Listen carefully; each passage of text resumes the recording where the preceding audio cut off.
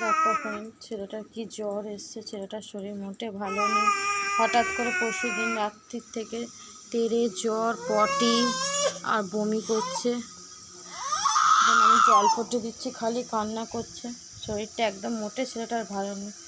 আমি এখন জল পটে দিচ্ছি। আজ 3 দিন হবে ছেলেটার জ্বর, পটি আর বমি কিছুতেই থামছে না। ডাক্তার দেখিয়েছি, ডাক্তার এই যে ওষুধ দিয়েছে এত, কিন্তু তারপরে জ্বর কমছে না, পটি কমছে না, বমি কমছে না, কিচ্ছু কমছে না।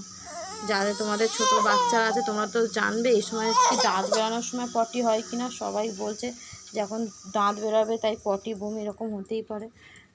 তো তোমরা কমেন্টে জানিও কেন এটা হচ্ছে। আমার তো খুব ভীষণ ভয় করছে। ছেলেটা কিচ্ছু খাচ্ছে না, কিচ্ছু করছে না, শুধু কেঁদেই যাচ্ছে আর কেঁদেই যাচ্ছে। এমনকি বসতেও পারছে না, খালি কাঁদছে আর শুয়ে পড়ছে। আমার ছেলেটা তো শুধুই না। তোমরা কমেন্টে আমাকে জানিও প্লিজ।